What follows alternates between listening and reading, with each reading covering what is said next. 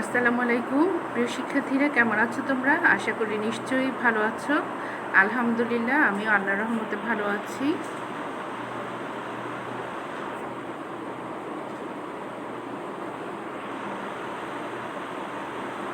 জাতীয় বিশ্ববিদ্যালয়ের অনলাইন ক্লাসে সবাইকে স্বাগতম। করোনাকালীন শিক্ষা কার্যক্রম চলমান রাখার সাথে জাতীয় বিশ্ববিদ্যালয়ের উদ্যোগে অনলাইন ক্লাসে সংযুক্ত হতে পেরে আমি আনন্দিত। সবাইকে স্বাস্থ্যবিধি মেনে চলার আহ্বান জানাচ্ছি। আমার আজকের পাঠের বিষয় শিল্প মনোবিজ্ঞান, প্রোগ্রাম বিএ, বিএসএস ও বিএসসি পাস, কোর্স কোড 133401। কোর্সের নাম শিল্প মনোবিজ্ঞান, লেকচার নম্বর 3। লেকচারের শিরোনাম কর্মবিশ্লেষণ ও কর্মবিশ্লেষণের পদ্ধতিসমূহ, অধ্যায় 2। আমি ফারহানা তাসমিন, প্রভাষক মনোবিজ্ঞান, আব্দুল আউল কলেজ, তেলিহাটি, শ্রীপুর, গাজীপুর। ছবিগুলো দেখে কি মনে হচ্ছে বলো তো দেখি? গত ক্লাসে আমি তোমাদেরকে শিল্প মনোবিজ্ঞান কাকে বলে, শিল্প মনোবিজ্ঞান পরিধি পড়িয়েছিলাম। সেখানে আমি শিল্প মনোবিজ্ঞান যে পরিধি পড়িয়েছি, আজকে যে বিষয়টি পড়াবো সে বিষয়টিও পড়িয়েছি। তাহলে আশা করি বুঝতে পারছো ছবিটা দেখে তোমাদের কি মনে হচ্ছে। এখানে কিছু কাজের বিশ্লেষণ করা হচ্ছে। এখানে দেখা যাচ্ছে 3 জন লোক থেকে একজনকে নির্বাচন করা হয়েছে। এখানে দেখা যাচ্ছে একটা প্রতিষ্ঠানে বিভিন্ন কর্মচারী বিভিন্ন ধরনের কাজ করছে। একটা প্রতিষ্ঠানে বিভিন্ন ধরনের কর্মচারী থাকে এবং বিভিন্ন রকমের কাজ থাকে। এই বিভিন্ন রকমের কাজের অবস্থা ও প্রকৃতি, এই যে ব্যাপক একটা ও সুনির্দিষ্ট যে ব্যাখ্যা করা হয় তাকে কি বলে বলো তো দেখি? কোনো প্রতিষ্ঠানে বিভিন্ন কাজের অবস্থা ও প্রকৃতি সম্পর্কে ব্যাখ্যা বিশ্লেষণ করাকে কি বলে বলো তো? গত ক্লাসে কিন্তু আমি পড়িয়েছি। আশা করি নিশ্চয়ই উত্তর দিতে পেরেছ। হ্যাঁ, কর্ম বিশ্লেষণ বলা হয়। কোনো কাজের অবস্থা ও প্রকৃতি সম্পর্কে যখন ব্যাখ্যা বিশ্লেষণ করা হয় তাকে কি বলে? কর্ম বিশ্লেষণ বলা হয়। একটা প্রতিষ্ঠানে সবাই কিভাবে কাজ করছে এবং কাজের অবস্থা ও প্রকৃতি সম্পর্কে যখন আমরা ব্যাখ্যা বিশ্লেষণ করব, সেটা হচ্ছে গিয়ে কর্ম বিশ্লেষণ। তাহলে দেখো আজকের পাঠ কর্ম বিশ্লেষণ।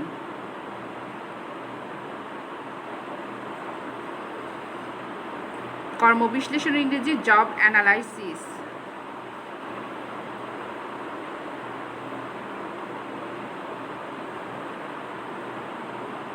শিখন ফল।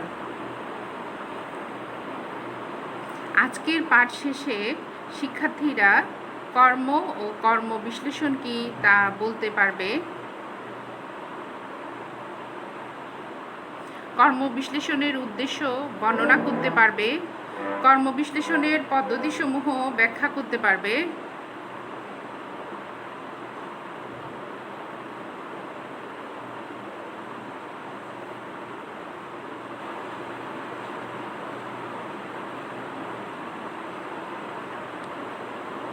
কর্মবিশ্লেষণ সাধারণভাবে কর্মবিশ্লেষণ বলতে বোঝায় কাজের অবস্থা ও প্রকৃতি সম্পর্কে একটি ব্যাপক বিবরণ ও সুনির্দিষ্ট ব্যাখ্যা। একটা প্রতিষ্ঠানে যে কোনো কাজের অবস্থা ও প্রকৃতি সম্পর্কে ব্যাখ্যা ও বিবরণ, সুনির্দিষ্ট ব্যাখ্যা ও বিবরণকে কি বলছে? কর্মবিশ্লেষণ।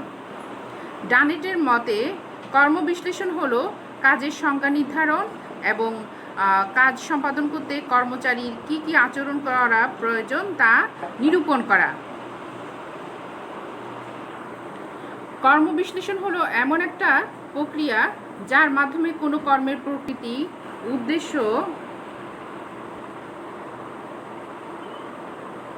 এবং কর্মে নিয়োজিত শ্রমিক কর্মচারীর দায়িত্ব, কর্তব্য, বিভিন্ন গুণাবলীর বিশ্লেষণ করা হয়। তাহলে দেখো কর্ম বিশ্লেষণে কি কি করা হচ্ছে?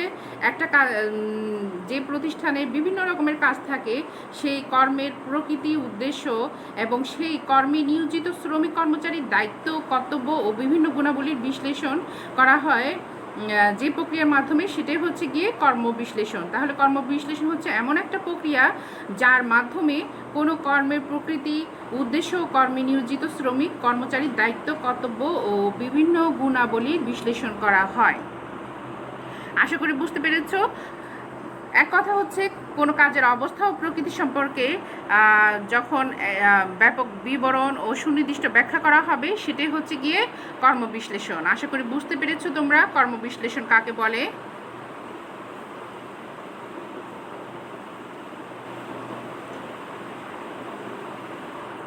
দেখো, what is job analysis? Process of collecting information about the job. অর্থাৎ কাজ সম্পর্কে তথ্য সংগ্রহ করার প্রক্রিয়াকে জব অ্যানালাইসিস বলে।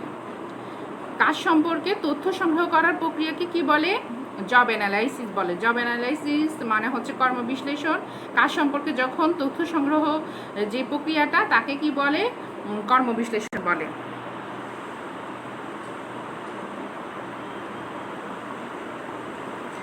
বলেছি কি কাজের অবস্থা ও প্রকৃতি সম্পর্কে ব্যাখ্যা বিশ্লেষণ এবং কর্মে নিয়োজিত ব্যক্তির গুণাবলী ব্যাখ্যা বিশ্লেষণকেই তো কর্মবিশ্লেষণ বলতেছে। আচ্ছা দেখো এখানে কি কি দেখতেছি আমরা? Skills, abilities, knowledge. একটা কর্মচারী কোনো কাজ সম্পাদনের জন্য তার কীরকম দক্ষতা, কীরকম ক্ষমতা, কীরকম জ্ঞান, এগুলো যখন ব্যাখ্যা বিশ্লেষণ করা হয় তখন তাকে বলে কি? কর্মী বিশ্লেষণ। তাহলে দেখো কর্মী বিশ্লেষণ বলতে কি বোঝায়?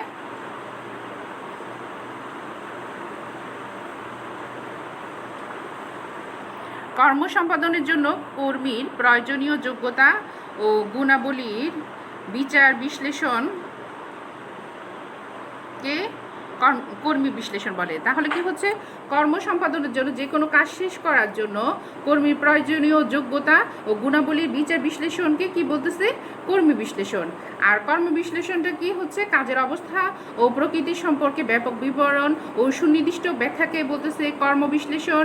আর কর্ম সম্পাদনের জন্য কর্মীর প্রয়োজনীয় যোগ্যতা ও গুণাবলীর বিচার বিশ্লেষণকে বলতেছে কর্মী বিশ্লেষণ। আশা করি বুঝতে পেরেছো কর্ম বিশ্লেষণ কাকে বলে এবং কর্মী বিশ্লেষণ কাকে বলে।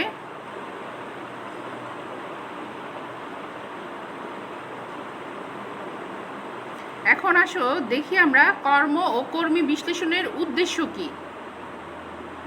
উদ্দেশ্যাবলী।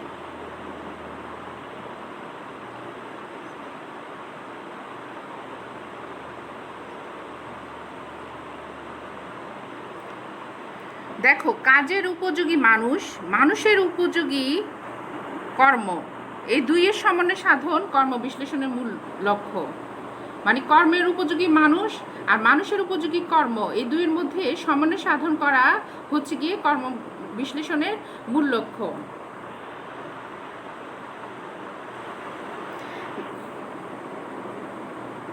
দেখো ঘিজিলি ও ব্রাউন কর্ম ও কর্মী বিশ্লেষণ নিয়ে আলোচনা করেন। কারা আলোচনা করেন? ঘিজিলি ও ব্রাউন কি নিয়ে আলোচনা করেন? কর্ম ও কর্মী বিশ্লেষণ নিয়ে। তাদের মতে কর্ম ও কর্মী বিশ্লেষণের উদ্দেশ্যগুলো নিম্নরূপ: দক্ষতা উন্নয়নের পদক্ষেপ গ্রহণ, কর্মপদ্ধতি সুসংগঠিতকরণ, কর্মচারী নির্বাচন পদ্ধতি প্রক্রিয়ার উন্নয়ন, কার্য সম্পাদনের কার্যকরী পদ্ধতি উদ্ভাবন, দক্ষতা বৃদ্ধির জন্য প্রয়োজনীয় যন্ত্রপাতির উন্নতি সাধন, প্রশিক্ষণ পদ্ধতিসমূহের উন্নতি সাধন। এগুলো হচ্ছে গিয়ে কর্মবিশ্লেষণের উদ্দেশ্যাবলী ঘিজিলি ও ব্রাউনের মতে।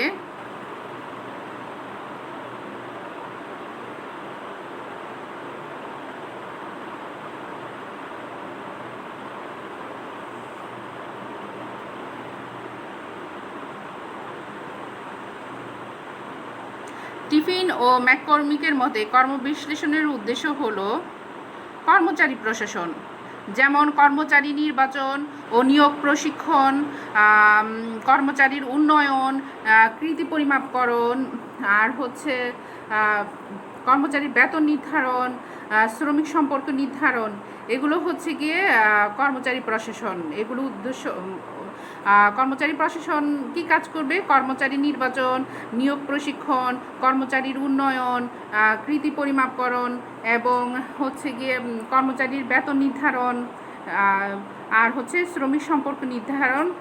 এগুলি হচ্ছে কর্মবিশ্লেষণের উদ্দেশ্য। কাজের নকশা প্রণয়ন, এটা কীরকম? সরঞ্জাম ও উপকরণের নকশাকরণ, কার্যপদ্ধতির নকশাকরণ এবং কাজের নকশাকরণ হচ্ছে গিয়ে কাজের নকশা প্রণয়ন। এটাও কাজের নকশা প্রণয়ন কর্ম বিশ্লেষণের উদ্দেশ্য। আরেকটা হচ্ছে প্রশাসনিক নিয়ন্ত্রণ। প্রশাসনিক নিয়ন্ত্রণ হচ্ছে সাংগঠনিক পরিকল্পনা এবং জনশক্তি পরিকল্পনা ও নিয়ন্ত্রণকেই বলতেছে কি প্রশাসনিক নিয়ন্ত্রণ।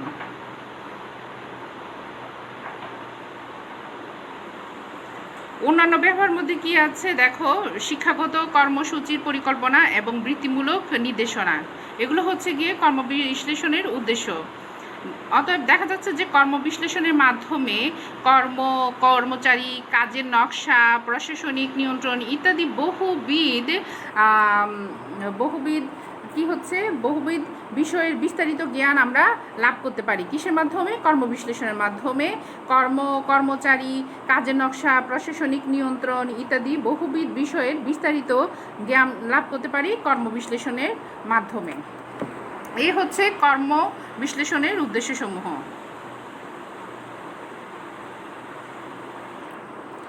এবার আসো কর্ম বিশ্লেষণের পদ্ধতিসমূহ।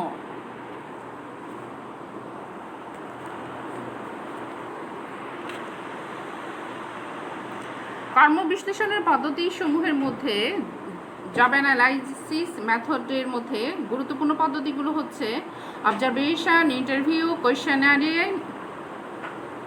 কোয়েশনারি, টেকনিক্যাল কনফারেন্স, ডায়েরি। এগুলো হচ্ছে মূল প্রধান পদ্ধতিগুলা। আর এছাড়াও আরও 12-13টা পদ্ধতি রয়েছে, এগুলো নিয়ে আমি এখন তোমাদের সাথে বিস্তারিত আলোচনা করব।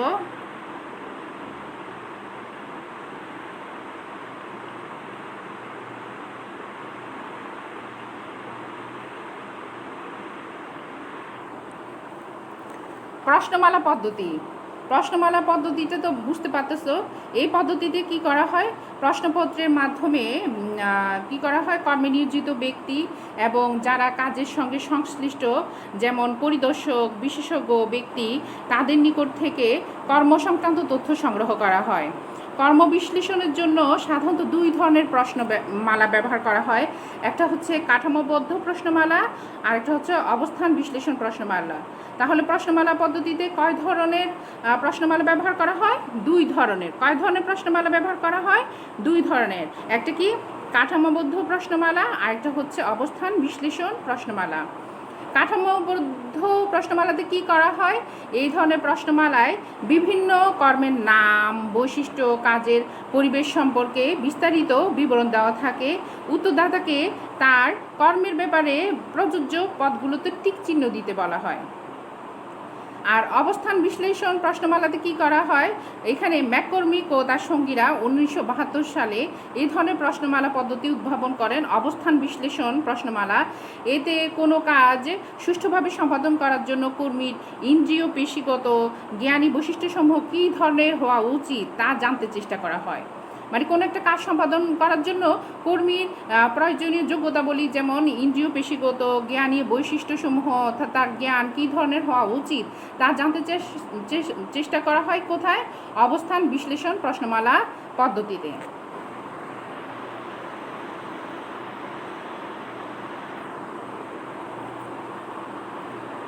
চেকলিস্ট পদ্ধতি বা পরীক্ষা তালিকা পদ্ধতি। এই পদ্ধতিটা উদ্ভাবন করেছেন ডানেট ও কার্চনার 1955। এই পদ্ধতিতে কোনো কাজের বিস্তারিত বিবরণ একটি তালিকায় লিপিবদ্ধ করা হয়। অর্থাৎ কোনো প্রতিষ্ঠানে বিভিন্ন ধরনের কাজ থাকে, সেখানে বিভিন্ন রকমের কাজের বিবরণ কি করা হয়? একটি তালিকায় লিপিবদ্ধ করা হয়। কোনো কর্মচারীকে কি কি কাজ করতে হয় এই তালিকায় টিক চিহ্ন দিয়ে সে তা নির্দেশ করে। যেমন ধরো যে কোনো একটা প্রতিষ্ঠানে কী কী কাজ আছে তার একটা তালিকা দেওয়া হলো, তারপর কোনো কর্মচারীকে নিয়ে বলা হলো যে আপনি কী কী কাজ করেন এবং কী কী আপনার যোগ্যতা বা গুণাবলী সেগুলি বা কী কী কোন মানে কী ধরনের কাজ করেন সেটাতে টিক চিহ্ন দেন। সে তখন কর্মচারী কী করবে, এই তালিকায় টিক চিহ্ন দিবে। কী করবে, কর্মচারী যে যে কাজ করে সেই কাজগুলোতে সে টিক চিহ্ন দিবে। তবে একটি কাজের চেক লিস্ট তৈরি করতে হলে গবেষককে কাজটি সম্পর্কে প্রচুর অভিজ্ঞতা ও দক্ষতা থাকতে হবে। কাজটি সম্পর্কে গবেষকের কী থাকতে হবে, প্রচুর অভিজ্ঞতা ও দক্ষতা থাকতে হবে। আর চেকলিস্ট পদ্ধতি বা পরীক্ষা তালিকা পদ্ধতির সাহায্যে কর্মচারীকে কী করা হয়, সে কী কী কাজ করে সেই তালিকা থেকে টিক চিহ্ন দিতে বলা হয়। এটা হচ্ছে চেকলিস্ট পদ্ধতি বা পরীক্ষা তালিকা পদ্ধতি। এখানে দেখছো দুজন ব্যক্তি বসে আছে, একজন কোশ্চেন করছে আর একজন উত্তর দিচ্ছে। ছবিটা দেখে তোমাদের কি মনে হচ্ছে? সাক্ষাৎকার পদ্ধতি কথা মনে পড়ছে না? এই পদ্ধতিতে গবেষক একজন কর্মচারীকে সামনাসামনি প্রশ্ন করে প্রয়োজনীয় তথ্য সংগ্রহ করেন।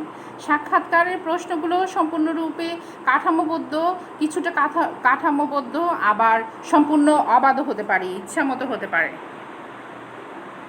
এটা হচ্ছে সাক্ষাৎকার পদ্ধতি। তাহলে সাক্ষাৎকার পদ্ধতিতে কী করে, গবেষক একজন কর্মচারীকে সামনাসামনি প্রশ্ন করে প্রয়োজনীয় তথ্য সংগ্রহ করেন। তাহলে কর্মচারীকে সামনাসামনি প্রশ্ন করে যে গবেষক প্রয়োজনীয় তথ্য সংগ্রহ করেন, সে পদ্ধতিটাকে কি বলে, সাক্ষাৎকার পদ্ধতি। সম্পূর্ণ ব্যক্তিগত বা দলগত পরিবেশে সাক্ষাৎকার অনুষ্ঠিত হতে পারে। ব্যক্তিগতভাবেও হতে পারে বা দলগতভাবেও হতে পারে। ব্যক্তিগত বা দলগতভাবে সাক্ষাৎকারটা অনুষ্ঠিত হতে পারে।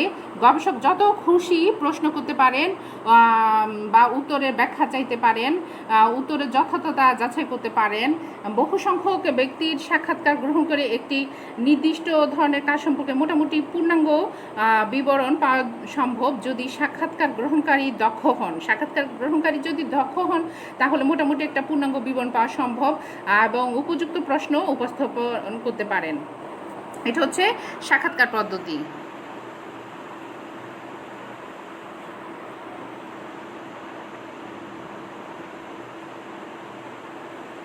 কর্মে অংশগ্রহণ পদ্ধতি। কর্মে অংশগ্রহণ পদ্ধতিটা কি? এই পদ্ধতিতে কর্মবিশ্লেষক যে কর্মটি বিশ্লেষণ করতে চান সেই কর্মটি কিছু দিনের জন্য নিজে করেন। কি করেন? যে কর্মটি উনি বিশ্লেষণ করতে চান সেই কর্মটি উনি কী করেন, কিছু দিনের জন্য নিজে করেন। সহজ কাজের জন্য এটা কার্যকরী, কিছু জটিল কর্মের জন্য আবার এটা খুব সময় সাপেক্ষ ব্যাপার। তাহলে কর্ম অংশগ্রহণ পদ্ধতিতে যে কার্যটি উনি পর্যবেক্ষণ করতে চান সেটার জন্য উনি কী করেন, কিছু দিনের জন্য সেটাতে নিজে অংশগ্রহণ করেন। এই যে দেখো, এটা হচ্ছে নন পার্টিসিপেন্ট অবজারভেশন, এটা হচ্ছে পার্টিসিপেন্ট অবজারভেশন। ইনি হচ্ছেন গবেষক। অংশগ্রহণমূলক অংশগ্রহণবিহীন পর্যবেক্ষণ, এটা হচ্ছে অংশগ্রহণবিহীন পর্যবেক্ষণ, এটা হচ্ছে অংশগ্রহণমূলক পর্যবেক্ষণ। এখানে গবেষক কী করেন, যে কাজটি পর্যবেক্ষণ করতে চান সে কাজে নিজে অংশগ্রহণ করে সে কাজটি পর্যবেক্ষণ করেন। এটা হচ্ছে গিয়ে যদি সহজ কাজ হয় তবে তার জন্য বেশ কার্যকরী, কিন্তু জটিল কর্মের জন্য এটা খুব সময় সাপেক্ষ ব্যাপার।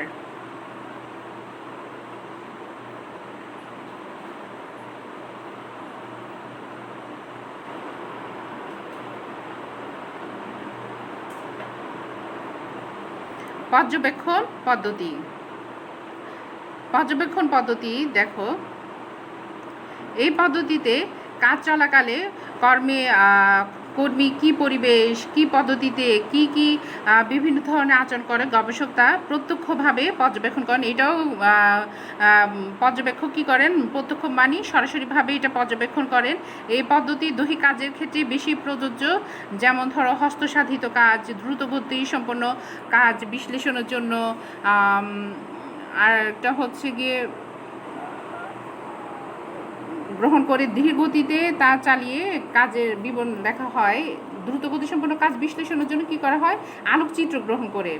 দ্রুতগতি সম্পন্ন কাজের জন্য আলোকচিত্র মানে ছবি তুলে তারপরে সেটাকে ধীর গতিতে চালিয়ে তা পর্যবেক্ষণ করা হয়।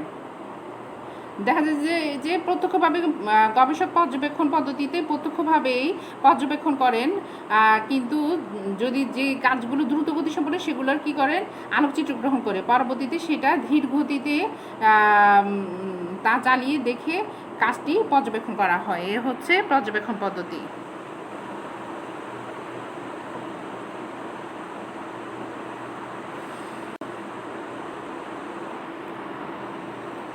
সংকটময় ঘটনা পদ্ধতি। সংকটময় ঘটনা পদ্ধতির প্রবক্তা হলেন ফ্লেগন 1954। তার মতে এই পদ্ধতি প্রয়োগ করে সঠিক কর্মাচরণ জানা সম্ভব। এই পদ্ধতি প্রয়োগ করে সঠিক কর্মাচরণ জানা সম্ভব। তিনি মনে করেন যে প্রত্যেক কাজের ভিতরেই কিছু সংকটময় আচরণ উপস্থিত থাকে। সংকটময় ঘটনা হচ্ছে সেগুলো যেগুলো ব্যক্তিকে বিপদে বা দুর্যোগে ফেলে। প্রত্যেকটা কাজের মধ্যে কিছু না কিছু সংকটময় আচরণ থাকে, আর সেগুলো হচ্ছে গিয়ে সংকটময় ঘটনাগুলো হচ্ছে সেগুলো যেগুলো ব্যক্তিকে বিপদে বা দুর্যোগে ফেলে। এই পদ্ধতিতে গবেষক কাজের সাথে জড়িত ব্যক্তিকে গবেষক কী করেন, কাজের সাথে জড়িত ব্যক্তিকে সংকটময় ঘটনাগুলোকে গল্পের মতো বলতে অনুরোধ করে থাকেন। কি করেন, যে গবেষক যে কাজের সাথে জড়িত ব্যক্তি তাকে বলা হয় যে গল্পের মতো বলার জন্য, তার অভিজ্ঞতাকে গল্পের মতো বলার জন্য বলা হয়ে থাকে। অতঃপর তাকে জিজ্ঞাসা করা হয় এইসব পরিস্থিতিতে তিনি কি করেছিলেন, এই যে কাজের যে সংকটময় সমস্যাগুলোর মধ্যে তিনি পড়েছিলেন তখন তিনি কি করেছিলেন। বহু সংখ্যক কর্মচারী বিবরণ ও মনোবিজ্ঞানীর ব্যক্তিগত অভিজ্ঞতার উপর ভিত্তি করে এমন কিছু আচরণ চিহ্নিত করা হয় সেগুলো সংকটময় পরিস্থিতিতে কর্মচারীদের সফলতা বা বিফলতার জন্য দায়ী। এই কর্মচারী যে বিবরণ দেয় এবং মনোবিজ্ঞানীর যে ব্যক্তিগত অভিজ্ঞতা, এর উপর ভিত্তি করে এইসব আচরণ চিহ্নিত করা হয় যে আচরণগুলো সংকটময় পরিস্থিতিতে কর্মচারীর সফলতা বা বিফলতার জন্য দায়ী। এই পদ্ধতিতে 3 ধাপে বিশ্লেষণ করা হয়। এই পদ্ধতিতে কয় ধাপে বিশ্লেষণ করা হয়? 3 পদ্ধতিতে বিশ্লেষণ করা হয়। প্রথমে কি করা হয়, সংকটময় ঘটনা সংগ্রহ করা হয়। প্রথমে সাক্ষাৎকারের মাধ্যমে ঘটনাগুলোকে সংগ্রহ করা হয়। কি করা হয়, সাক্ষাৎকারের মাধ্যমে ঘটনাগুলোকে সংরক্ষণ করা হয়।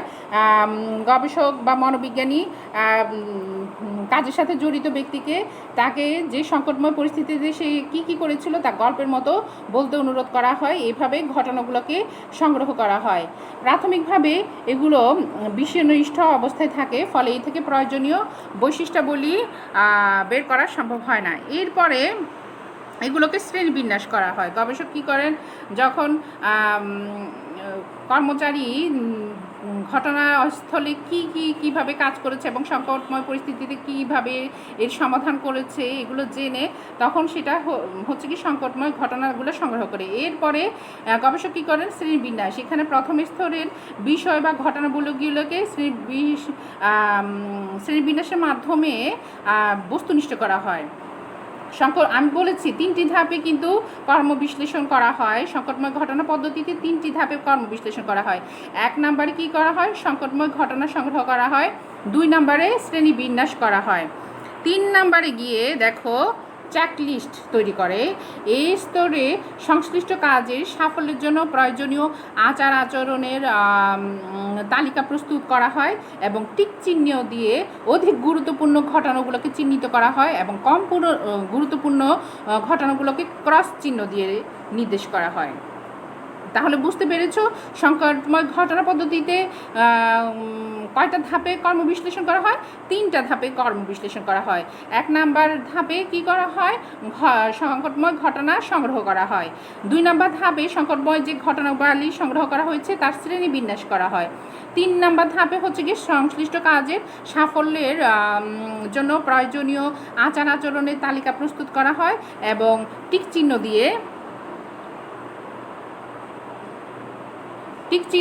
কি করা হচ্ছে, অধিক গুরুত্বপূর্ণ ঘটনাসমূহ চিহ্নিত করা হয় এবং কম গুরুত্বপূর্ণ ঘটনাসমূহ ক্রস চিহ্ন দিয়ে নির্দেশ করা হয়। এই সংকটময় ঘটনা পদ্ধতি কর্মবিশ্লেষণের একটা খুবই গুরুত্বপূর্ণ পদ্ধতি। আশা করি বুঝতে পেরেছো। এখানে দেখো,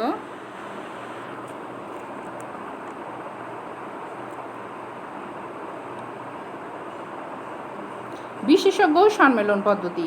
কর্মবিশ্লেষণের আরেকটি পদ্ধতি হলো একটি নির্দিষ্ট পেশার বিশেষজ্ঞ ব্যক্তিদের, যেমন শিল্প প্রকৌশলী, পরিদর্শক, ব্যবস্থাপক, তাদেরকে সম্মেলনে ডাকা।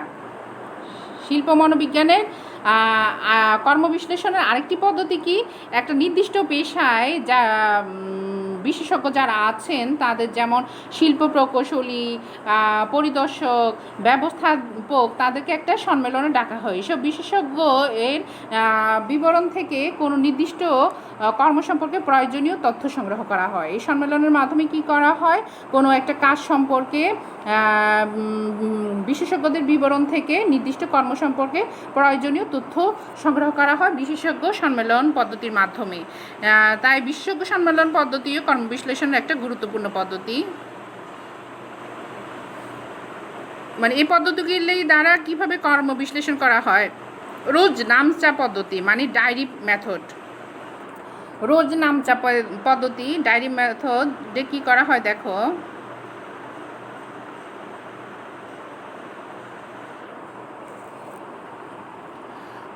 কোনো কর্মচারীকে যদি তার দৈনিক কার্যকলাপের একটা বিবরণ, কার্যপ্রক্রিয়া ও কাজ করার সময় সম্পর্কিত বিবরণ রাখতে বলা হয়, কর্মচারীটি যদি প্রত্যেক দিনের শেষে তা লিপিবদ্ধ করে, তাহলে 1 মাস বা 2 মাসের বিবরণ বিশ্লেষণ করে তার কাজ সম্পর্কে প্রয়োজনীয় তথ্য সংগ্রহ করা যায়। তাহলে কি হচ্ছে, কর্মচারী যদি প্রতিদিন সে কী করতেছে, কোন কাজ করছে, কি সমস্যা পড়ছে বা কি কাজ সফলতার সাথে করছে, এগুলো যদি প্রতিদিন তার রোজ নামচা মানে ডায়েরির মাধ্যমে লিখে থাকে, ডায়েরিতে লিখে তথ্য সংগ্রহ করে, তাহলে 1 মাস বা 2 মাস পরে এই বিবরণ বিশ্লেষণ করে কিন্তু তার কাজ সম্পর্কে প্রয়োজনীয় তথ্য সংগ্রহ করা যায়। এই পদ্ধতির অসুবিধা হলো, প্রতিদিনের কাজ ডায়েরিতে বা খাতায়, বইয়ে লিপিবদ্ধ করার জন্য একজন কর্মচারীর বহু সময়ের প্রয়োজন। সে কাজ করতে করতে প্রতিদিন যদি ডায়েরিতে এইগুলি লিখতে হয়, তাহলে এর জন্য অনেক সময়ের প্রয়োজন এবং অনেকেই তা ভালোভাবে করে না। তবে এই পদ্ধতি প্রয়োগ করতে পারলে বিস্তৃত তথ্য পাওয়া সম্ভব। ঠিক আছে, তাহলে দেখো, রোজনামচা বা ডায়েরি পদ্ধতিও খুবই গুরুত্বপূর্ণ পদ্ধতি, কর্মবিশ্লেষণ আরেকটা গুরুত্বপূর্ণ পদ্ধতি।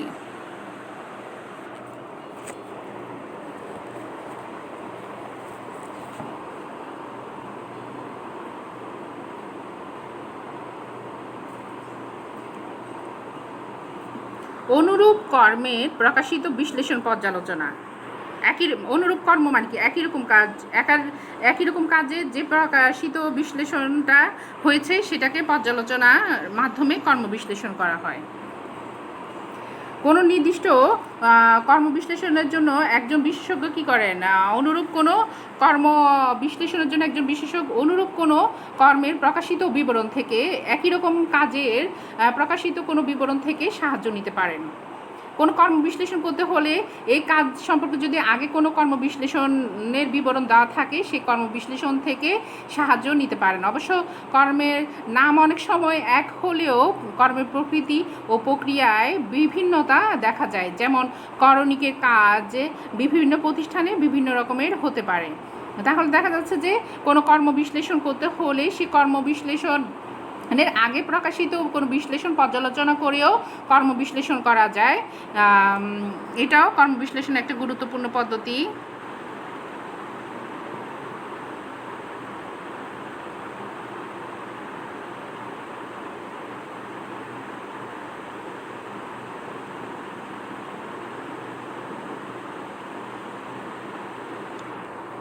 কর্ম বিবরণমূলক উপকরণাদি সমীক্ষা, এটা তো নাম দিয়ে আমরা কিন্তু বুঝতে পারি। হ্যাঁ, এখানে কি বলছে, কর্ম বিবরণমূলক বিভিন্ন উপকরণাদির সমীক্ষা, কোনো নির্দিষ্ট কাজের বৈশিষ্ট্যাবলীর বিবরণ এবং ওই কাজ সম্পাদনের জন্য ব্যক্তির প্রয়োজনীয় গুণাবলী ব্যাখ্যাকে কি বলে, কর্ম বিবরণী বলে।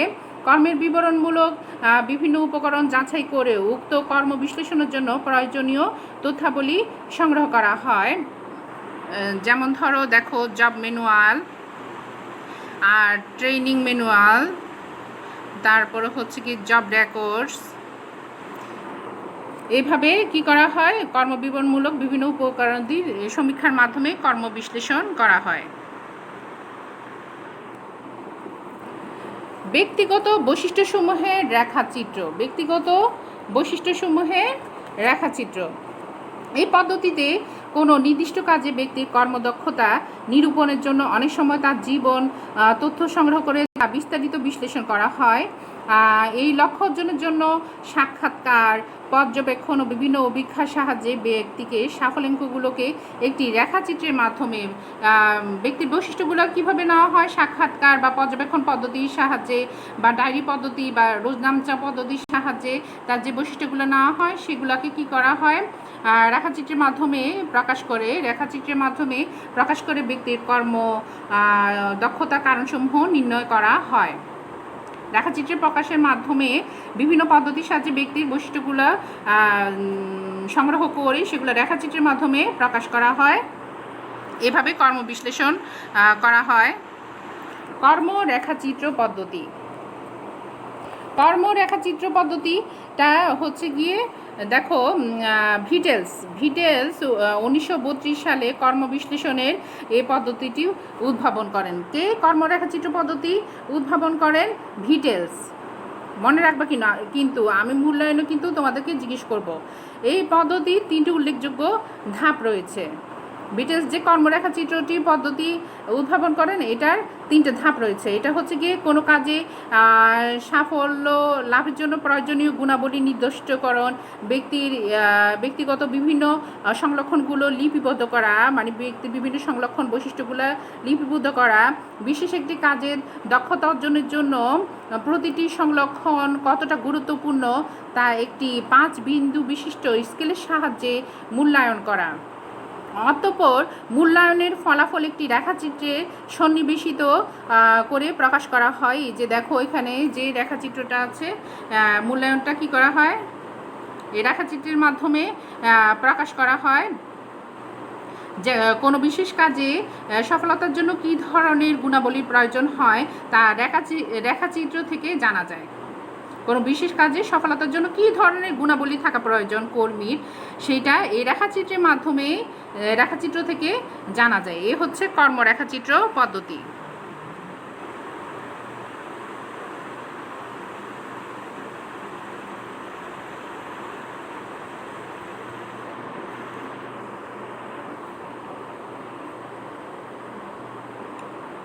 সম্মিলিত পদ্ধতি। সম্মিলিত পদ্ধতিতে কি করা হয়, অনেক প্রতিষ্ঠান কর্ম সম্পর্কে তথ্য সংগ্রহের জন্য একাধিক পদ্ধতি অনুসরণ করে, মানে অনেকগুলো পদ্ধতিকে একসাথে কি করেন, অনুসরণ করে, যাকে সম্মিলিত পদ্ধতি বলা হয়। মানে একসাথে observation method, interview, inventory, work diaries, এগুলো একসাথে যখন অনুসরণ করে তাকে সম্মিলিত পদ্ধতি বলা হয়। সম্মিলিত পদ্ধতিতে তথ্য সংগ্রহ করলে সঠিক তথ্য পাওয়া সহজ হয়।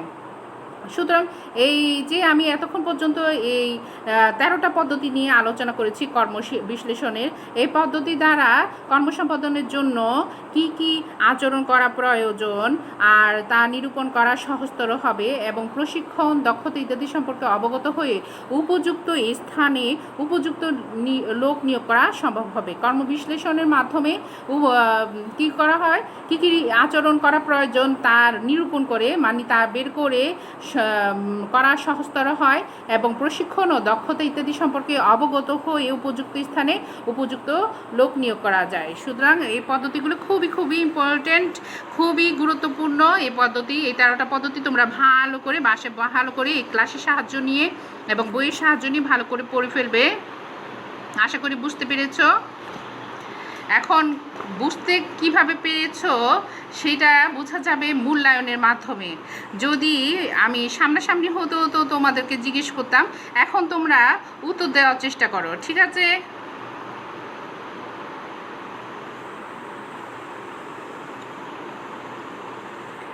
এক নাম্বার প্রশ্ন হচ্ছে, কর্মবিশ্লেষণ কাকে বলে? 2 নাম্বার প্রশ্ন হচ্ছে, কর্মবিশ্লেষণের প্রধান উদ্দেশ্য বা লক্ষ্য কী? 3 নম্বর হচ্ছে কর্মী বিশ্লেষণ নিয়ে আলোচনা করেন কে? 4 কর্মরেখাচিত্র পদ্ধতি উদ্ভাবন করেন কে? কি উত্তর দিতে পারছ? আশা করি উত্তর দিতে অবশ্যই পারছ।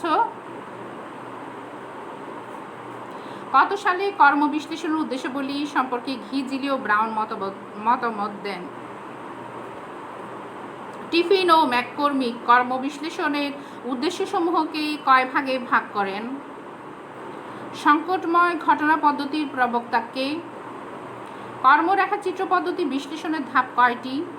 কর্মবিশ্লেষণ কি?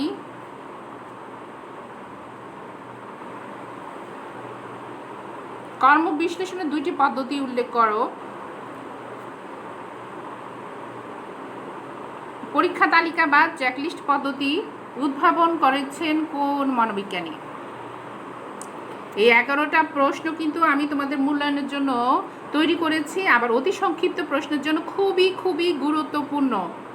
প্রশ্নগুলি ভালো করে রেখে নাও, আর আশা করি উত্তর দিতে পেরেছো। আর যদি না পারো তাহলে উত্তর মিলিয়ে নাও। দেখো উত্তর। আমার প্রথম প্রশ্নটা ছিল কর্মবিশ্লেষণ কাকে বলে? উত্তর হচ্ছে কর্মবিশ্লেষণ বলতে বোঝায় কাজের অবস্থা ও প্রকৃতি সম্পর্কে একটি ব্যাপক বিবরণ ও সুনির্দিষ্ট ব্যাখ্যা। 2 নম্বর প্রশ্ন হচ্ছে কর্মবিশ্লেষণের প্রধান উদ্দেশ্য বা লক্ষ্য কি? কর্মবিশ্লেষণের প্রধান উদ্দেশ্য বা লক্ষ্য হচ্ছে কাজের উপযোগী মানুষ ও মানুষের উপযোগী কর্ম, এই দুইয়ের সমন্বয় সাধন কর্মবিশ্লেষণের মূল লক্ষ্য। তাহলে কি হচ্ছে? কাজের উপযোগী মানুষ, মানুষের উপযোগী কর্ম, এই দুইয়ের মধ্যে সমন্বয় সাধন করা কার কাজ?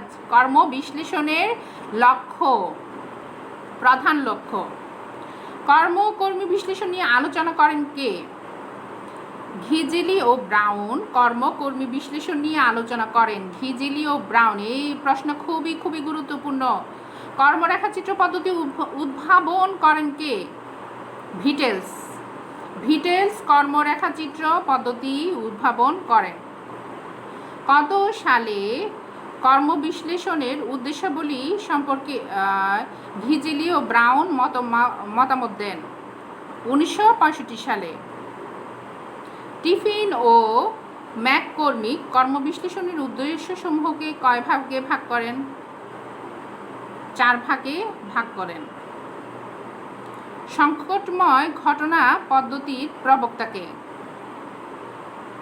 ফ্ল্যাগন, 1954। সংকটময় ঘটনা পদ্ধতির প্রবক্তাকে? ফ্ল্যাগন। কর্মরেখাচিত্র পদ্ধতি বিশ্লেষণের ধাপ কয়টি? 3টি। কর্মরেখাচিত্র পদ্ধতি বিশ্লেষণের ধাপ হচ্ছে 3টি।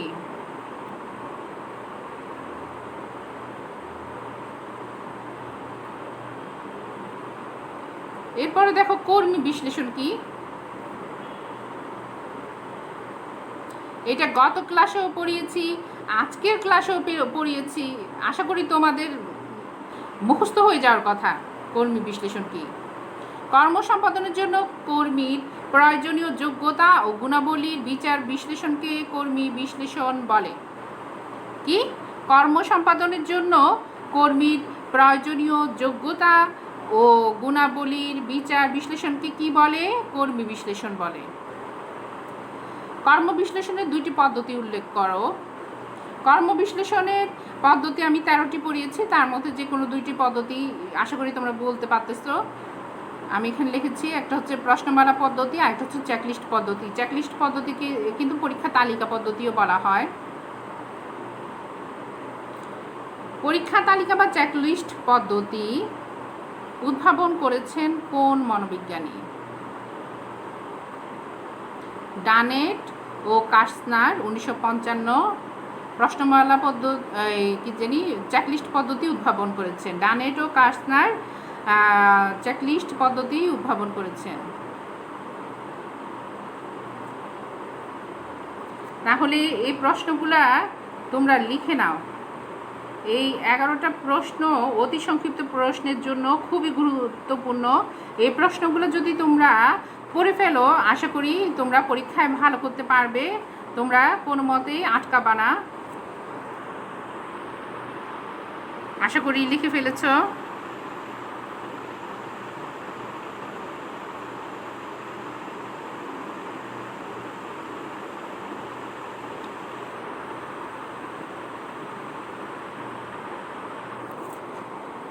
বাড়ি কাজ,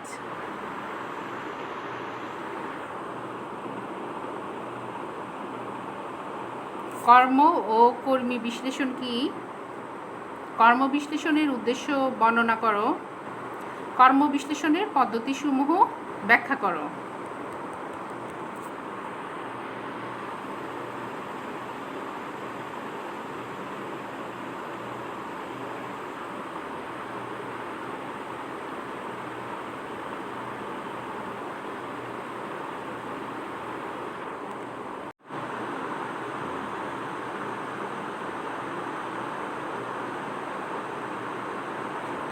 সহায়ক গ্রন্থাবলী। আজকে আমি এই ক্লাসে স্লাইডগুলি তৈরি করতে যেসব বই সাহায্য নিয়েছি সে বইগুলি: মোহাম্মদ আমিনুল হক, স্নাতক মনোবিজ্ঞান 2, হাসান বুক হাউস, ঢাকা। আব্দুল খালেক, 2005, শিল্প মনোবিজ্ঞান, 4th সংস্করণ, হাসান বুক হাউস, ঢাকা। আবু বকর সিদ্দিক, স্নাতক ও স্নাতকোত্তর মনোবিজ্ঞান, সাহিত্যকোষ, ঢাকা। রওশন জাহান, 1990, শিল্পে মনোবিজ্ঞান, কর্মবিজ্ঞান, ঢাকা বিশ্ববিদ্যালয়।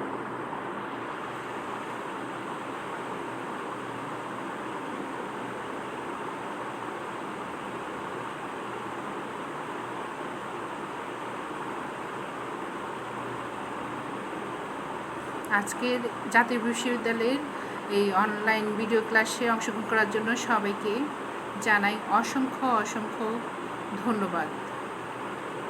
সবাই ভালো থাকবে, সুস্থ থাকবে এই কামনা করে আজকের ক্লাস এখানে শেষ করছি। আল্লাহ হাফেজ।